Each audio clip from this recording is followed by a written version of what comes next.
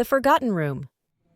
Deep in the basement of an old Victorian mansion lies a door that was never meant to be opened.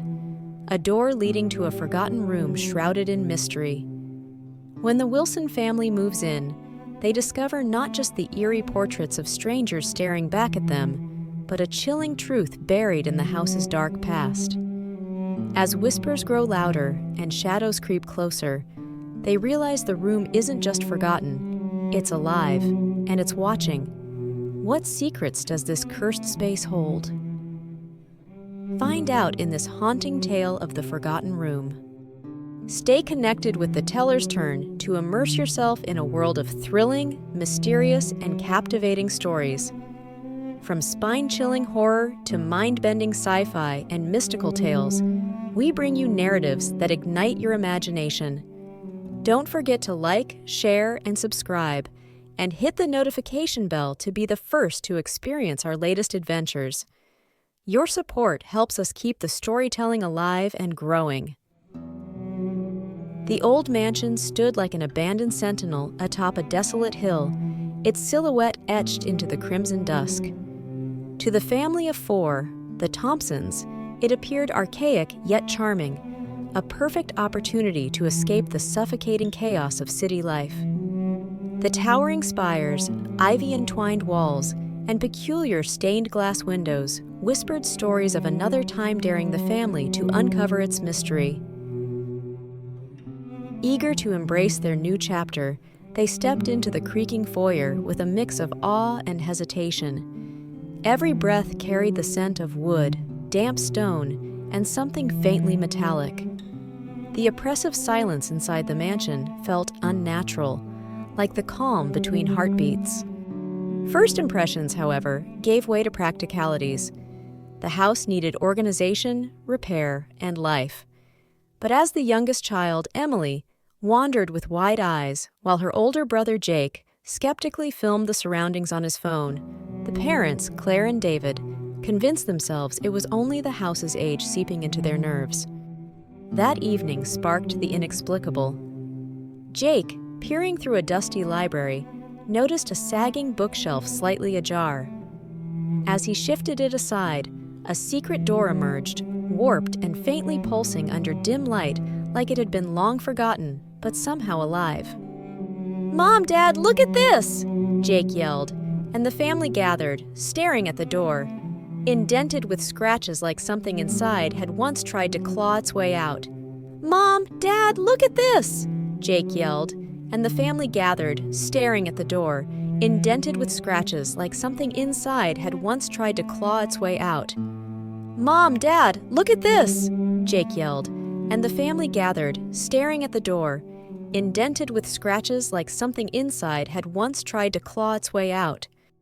With a hesitant push, David opened the door to reveal the room, a bleak space untouched by light and time. The temperature plummeted as they entered. On the walls hung massive oil paintings, grotesquely lifelike, of strangers dressed in outdated finery.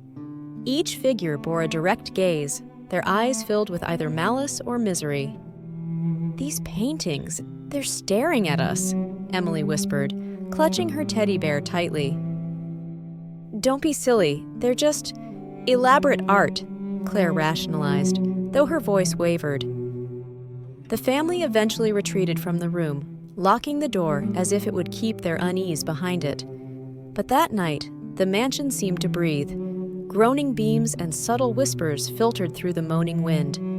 There was no peace. The very next day, the hidden room began weaving itself into their lives.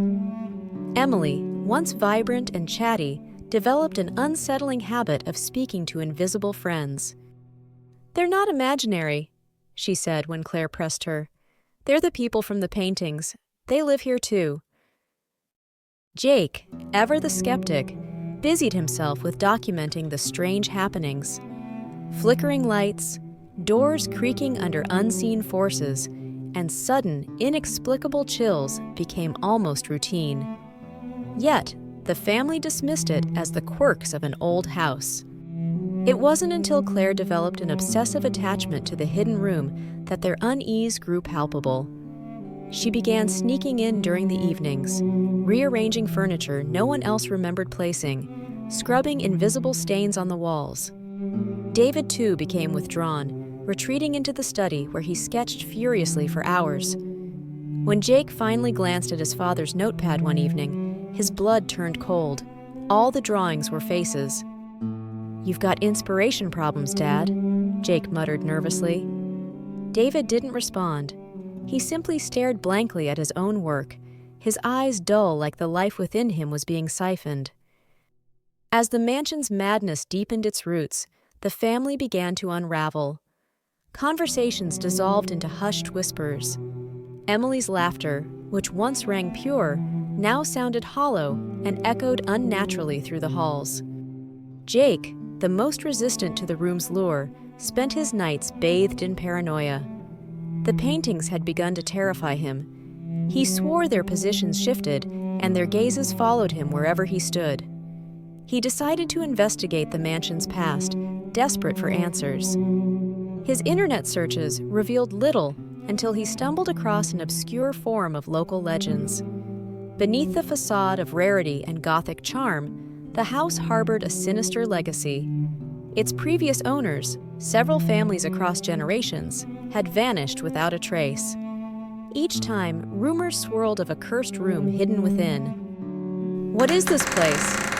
Jake asked no one in particular, sitting alone in the library surrounded by dusty files, old maps, and his frantic handwriting.